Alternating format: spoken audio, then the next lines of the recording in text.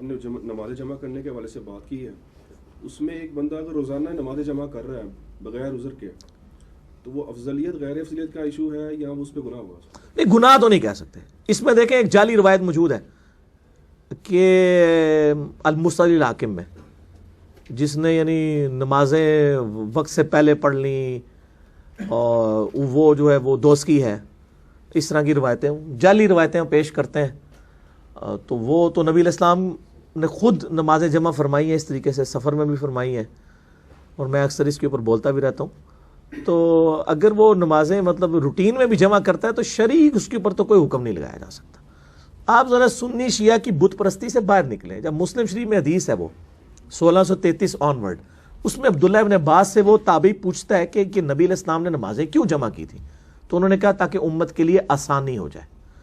اب یہ ایک آسانی دی ہے، آسانی کو روزانہ اویل کرتا ہے، اس کے اوپر شرعی فتویٰ کیسے لگا دیں؟ اگر آپ کہیں بزرگ فرماتے ہیں تو بزرگوں کا علاج تو ہمارے پاس کوئی نہیں ہے. ہم تو احادیث کے اوپر ہی بات کر سکتے ہیں نا، احادیث تو اس کو سپورٹ کرتی ہیں. مسلم شریف خود کھول کے اسلام 360 میں چلے جائیں اور اینڈرائڈ ایپ یا ہماری ویب سائٹ سے ڈاؤن لوڈ کر لیں، انٹرنیشنل نمبر کے مطابق جو حدیث کی کتابیں ہیں 1633 آنورڈ کر لیں، آپ کو پتہ چل جائے گا کہ نمازیں جمع کی جا سکتی ہیں. تو بہتر افضل یہی ہے کہ الگ الگ وقت میں پڑھیں. میں نے یہ پہلے بھی کہا ہے کہ افضل یہی ہے. ہم بھی علیحدہ علیحدہ وقت میں پڑھتے ہیں، لیکن کبھی ضرورت پڑے تو آپ لوگوں سے فیسلٹی تو نہ چھینیں. ٹھیک ہو گیا؟ آپ سفر میں کر سکتے ہیں، یا مثال کے طور پر ایک ڈاکٹر ہے آپریشن کرنے کے لیے آپریشن روم میں داخل ہو رہا ہے، اور اس کو معلوم ہے کہ یہ آپریشن 3-4 گھنٹے پر محیط ہوگا اور درمیان میں نہیں چھوڑ سکتا، تو جمع کر سکتا ہے.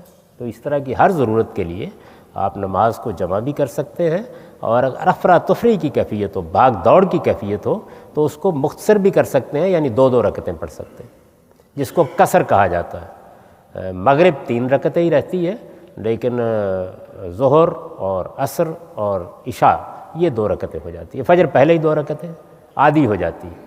تو قصر نماز کا مطلب ہے اس کی تعداد میں کمی کر لینا، وہ جمع کر کے کی جاتی ہے. یعنی ظہر اور عصر کو آپ نے اکٹھا پڑھ لیا، مغرب اور عشاء کو اکٹھا پڑھ لیا، یہ جمع ہے. اس میں بھی نماز کا وقت کم کر لیا آپ نے. اوقات 5 تھے، آپ نے 3 میں تبدیل کر لیا، اور ایسے ہی آپ نے رکعتیں کم کر لی، 2 رکعت 4 کے بجائے پڑھ لی. یہ آپ سفر میں بھی کر سکتے ہیں، مرض میں بھی کر سکتے ہیں، کسی اور اس طرح کی، جیسے میں نے آپریشن کی مثال دی، اس میں بھی کر سکتے ہیں. بعض اوقات انسان کو ایسی مجبوریاں پیش آ جاتی ہیں کہ جن میں افراتفری میں بھاگنا پڑتا ہے، اس میں بھی کر سکتے ہیں. علامہ یقولون، تو اے نبی جو کچھ یہ کہہ رہے ہیں اس پر آپ صبر کیجئے. وسبح بحمد ربک قبل طلوع الشمس، اور اپنے رب کی حمد کے ساتھ اس کی تسبیح بیان کیجئے سورج کے طلوع ہونے سے قبل بھی. یہ نماز فجر کی ہو گئی. وقبل غروبها، اور سورج کے غروب ہونے سے پہلے، یہ عصر کی نماز ہے. ومن آناء اللیل فسبح، اور یہ کہ رات کے حصوں میں، کچھ گھڑیوں میں رات کے، اس میں بھی آپ اللہ کی تسبیح کیجئے. یہ مغرب اور عشاء ہو گئی.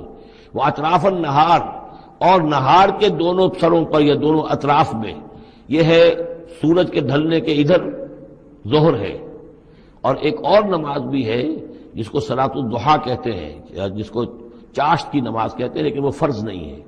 جتنی یہ نصف النہار سے ڈھل کر، یعنی شام کی طرف جتنی دور پہ ہے فاصلے پر ظہر، اتنی ہی نصف النہار سے قبل وہ چاشت کی نماز ہے، لیکن یہ کہ وہ فرض نہیں ہے.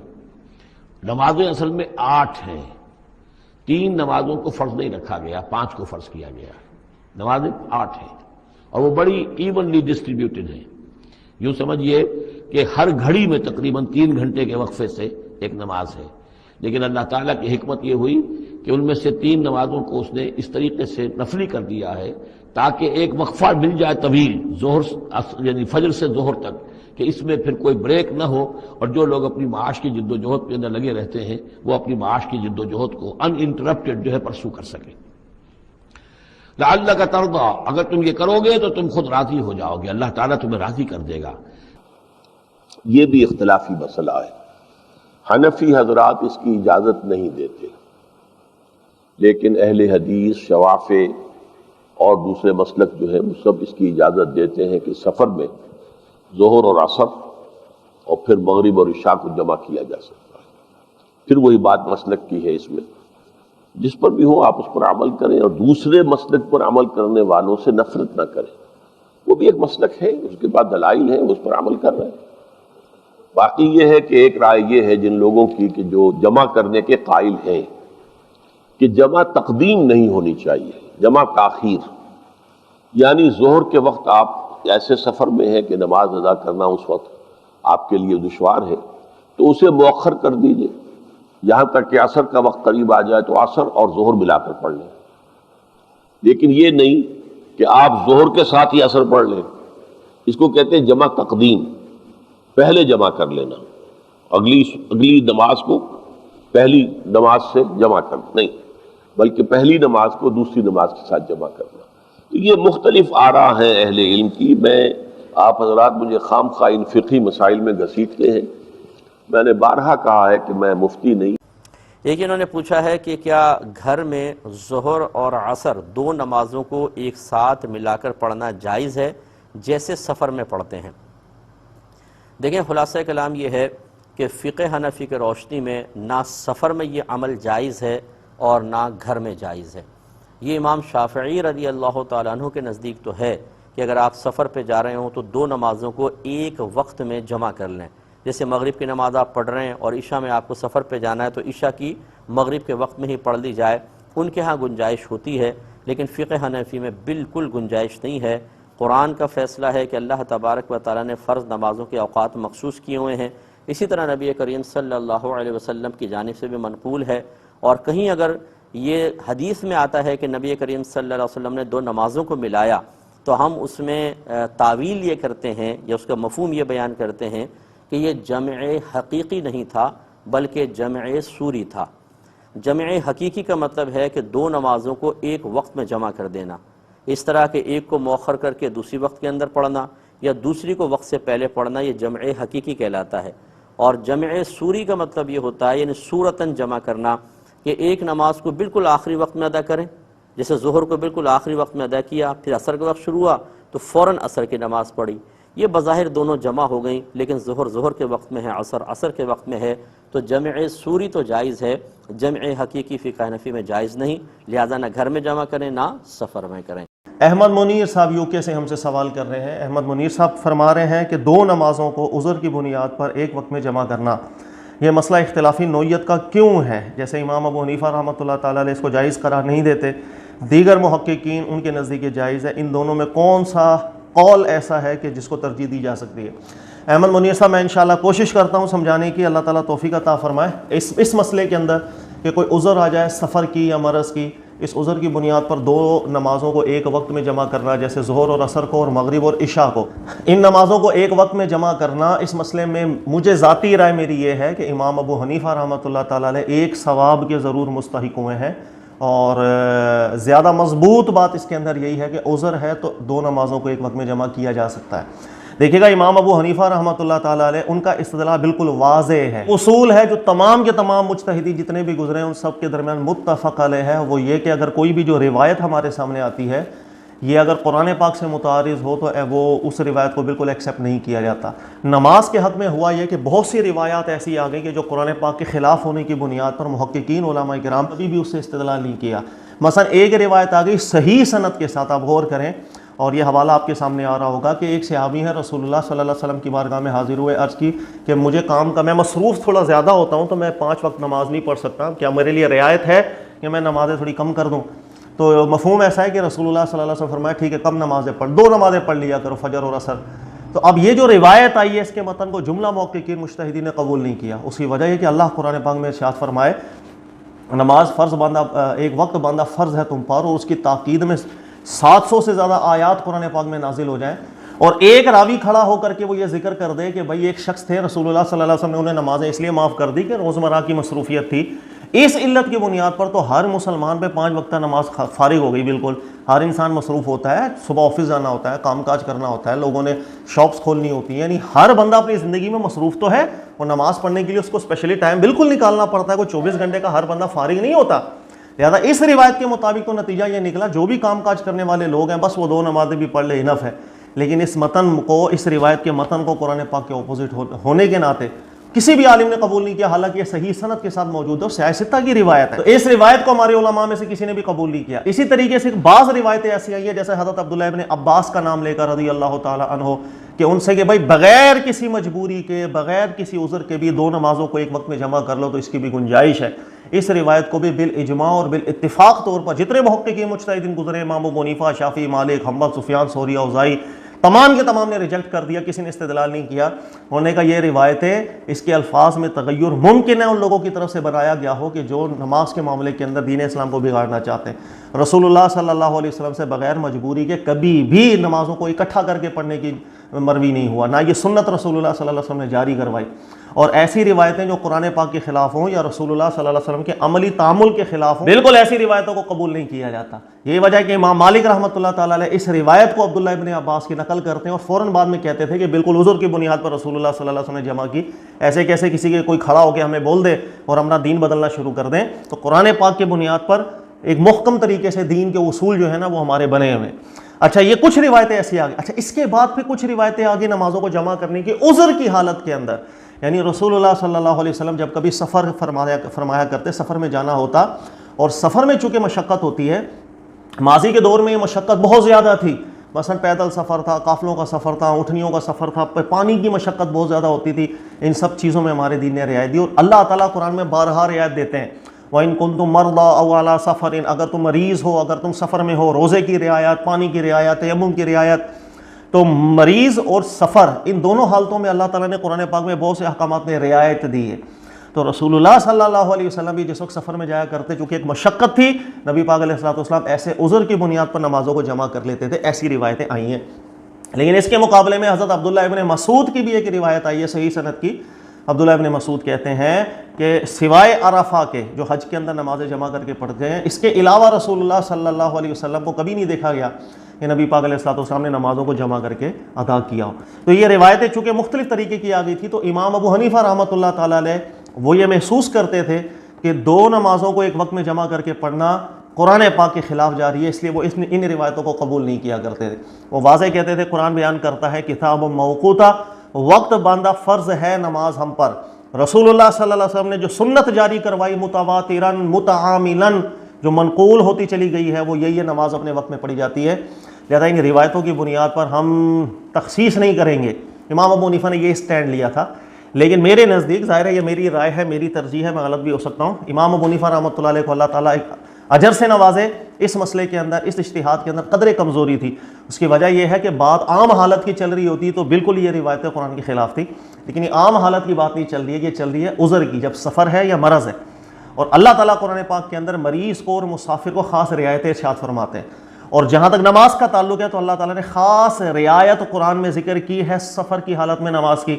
سورہ نساء میں دیکھیے گا اللہ تعالیٰ فرماتے ہیں وَإِذَا ضَرَبْتُمْ فِي الْأَرْضِ، جب تم زمین میں سفر کر رہے ہو، فَلَيْسَ عَلَيْكُمْ جُنَاحٌ أَن تَقْصُرُوا مِنَ الصَّلَاةِ، اب تم پر گناہ نہیں ہوگا کہ اگر تم نماز میں تخفیف کر لو گے۔ قصر کہتے ہیں، یاد رکھیے گا، تخفیف کرنا۔ ہمارے عام طور پہ قصر کو سمجھ لیا جاتا ہے 4 رکعت کو 2 رکعت کرنے کو قصر کہتے ہیں، یہ ہماری اپنی بولی ہے۔ عربی کے اندر قصر کہتے ہیں تخفیف۔ اب یہ نماز کی تخفیف کیا مراد تھی، قرآن پاک نے اس کی وضاحت نہیں کی ہے، بھئی نماز میں تخفیف کر لو۔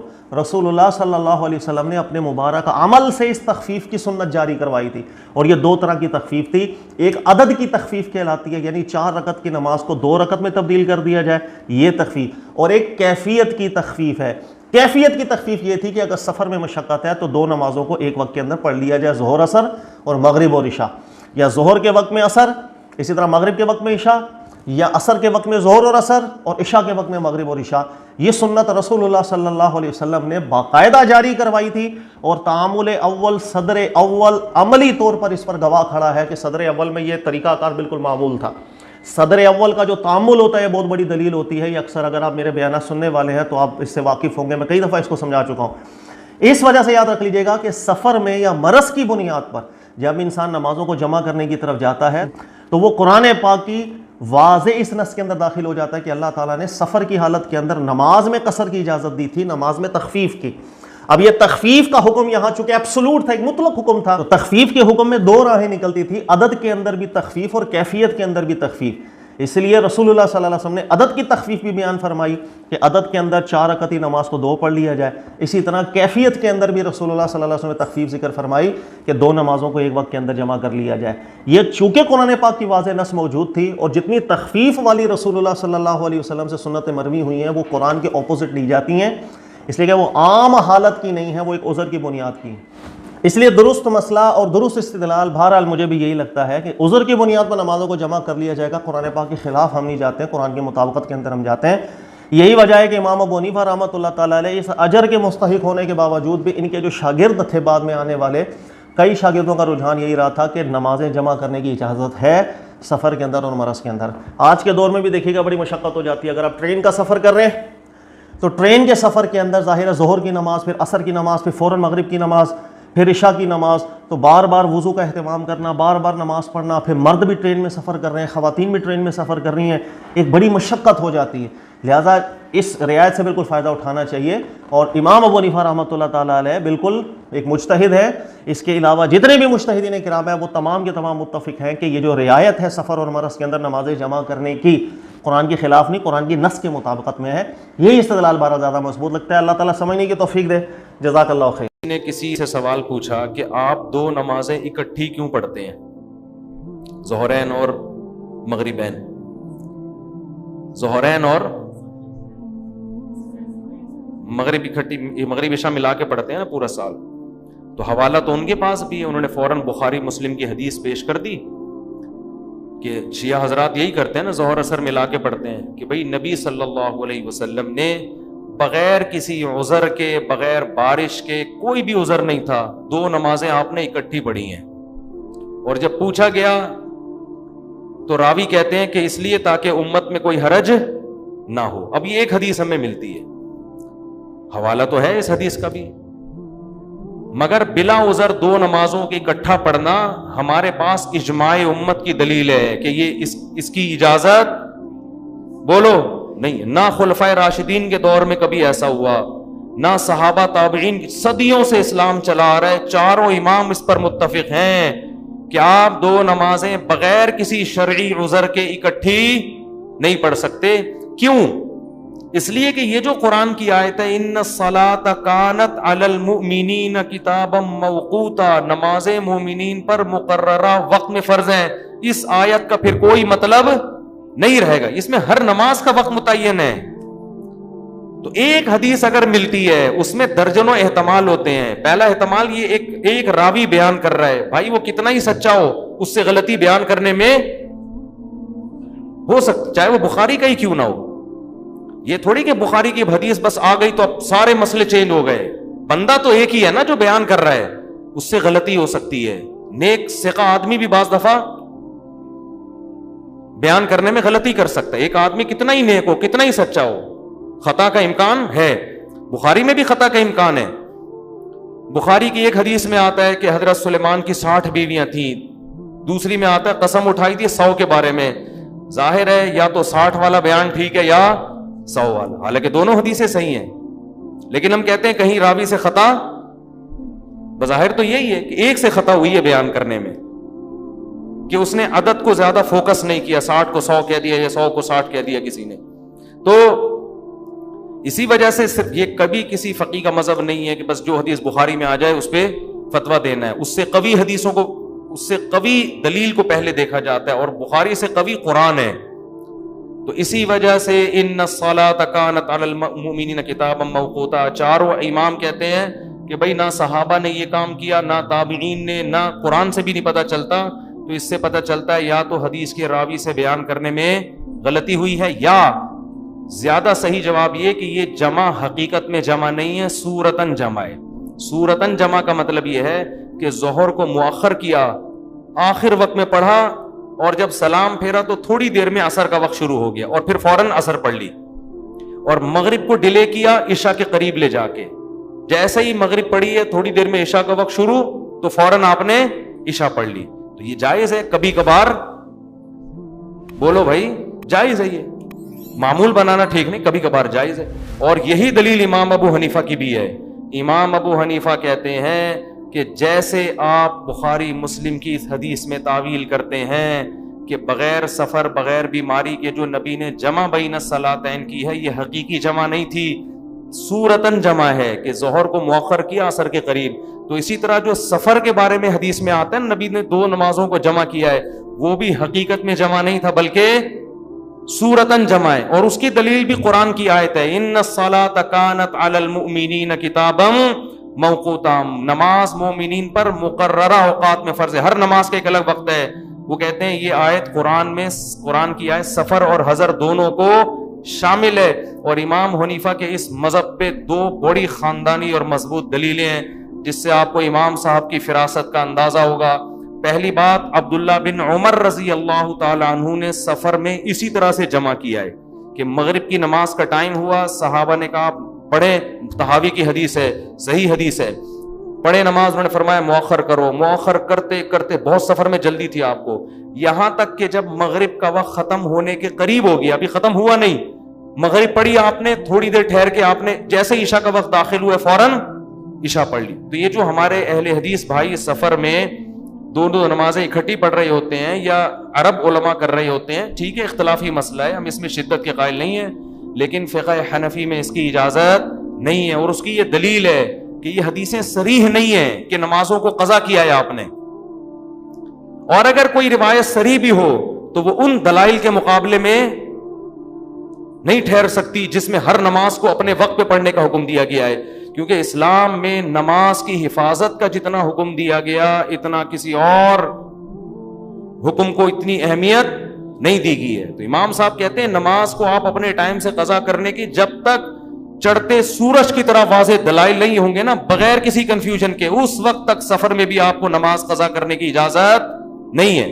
اور عبداللہ بن مسعود کی دلیل تو بہت ہی مضبوط ہے. مسعود جو نبی کے سفر حضر کے ساتھی تھے، فرماتے ہیں نبی نے کبھی بھی 2 نمازوں کو نہ سفر میں جمع کیا، کسی نماز کو اپنے وقت سے مؤخر نہیں کیا، نہ سفر میں نہ حضر میں، سوائے حج کے موقع پہ. سوائے کس موقع پہ؟ حج کے موقع.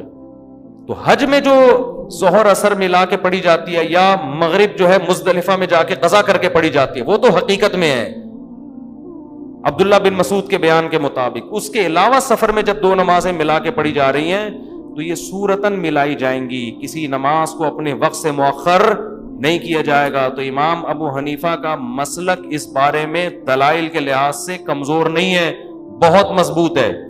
میں اس پہ انشاءاللہ پھر کبھی پوری کتابیں سامنے رکھ کر پوری تفصیل سے کلپ ریکارڈ کرواؤں گا. ابھی تو صرف یہ بتانے کے لیے کہ ہمارے ہاں بھی یہ رواج لوگوں میں شروع ہو گیا. اور ایک آخری بات یہ کہ جو علماء اس کے قائل ہیں کہ سفر میں 2 نمازوں کو حقیقت میں بھی اکٹھا کیا جا سکتا ہے، یعنی ظہر کو قضا کر کے عصر میں، مغرب کو قضا کر کے عشاء میں، یا مغرب کے وقت میں عشاء، تو یاد رکھیں وہ علماء بھی اس کی فضیلت کے قائل نہیں ہیں. وہ اس کے معترف ہیں کہ نبی نے یہ کام کبھی کبھی کیا ہے، یعنی وہ جمع جس کو ہم صورتاً جمع کہہ رہے ہیں نا، وہ بھی کبھی کبھی ہوا ہے، عام معمول اس کا نہیں تھا. لیکن ہم اپنے اہل حدیث بھائیوں کو دیکھتے ہیں کہ وہ ہمیشہ سفر میں 2 نمازیں اکٹھی پڑھ رہے ہوتے ہیں. یہ خود عمل خلاف سنت ہے. یہ تو شدید مجبوری میں احیاناً ایسا ہوا ہے. شیخ صالح عثیمین کا ایک فتویٰ اس بارے میں کہ یہ ثواب کا کام اور فضیلت کا کام نہیں ہے. شیخ صالح عثیمین کا اس لیے حوالہ دے رہا ہوں کہ ہمارے اہل حدیث حضرات ان کو بہت فالو کرتے ہیں. وہ یہ کہتے ہیں ان کے فتویٰ اس بارے میں کہ یہ فضیلت کا کام کبھی کبھار، اور یہ ابن قیم رحمہ اللہ نے بھی یہ بات لکھی ہے، لیکن ہم دیکھ رہے ہیں کہ آج اس کا عام رواج ہو گیا ہے بغیر کسی عذر کے، بغیر کسی. اور شیعہ لوگوں نے تو ساری زندگی کے لیے معمول بنا لیا کہ ظہر کے ساتھ عصر اور مغرب اور عشاء ساتھ ساتھ. جو 5 نمازوں کا کانسیپٹ تھا اسلام کا، وہ کیا ہو گیا؟ وہ تو بالکل ہی ختم ہو گیا. تو صرف حدیث کا حوالہ دے دینا اور حدیث کا ترجمہ کر کے چلے جانا یہ کافی نہیں ہوتا. سمجھتے ہو لوگ صرف حوالے کو دیکھتے ہیں، وہ بخاری سے بات کر رہا ہے، آگے اس کے پاس اس کے علاوہ کتنے دلائل ہیں، اس کا مطلب کیا ہے، صحابہ کی اس بارے میں کیا آراء ہیں، ان کا عمل کیا ہے. تو جو پراپر طریقے سے علم حاصل کرتے ہیں وہ تمام چیزیں پراپر طریقے سے پڑھتے ہیں، اس کے بعد رائے قائم کرتے ہیں. اور جو پڑھتے نہیں ہیں وہ پھر 2-4 باتیں لے کے امت میں ایک فتنہ پیدا کرتے ہیں.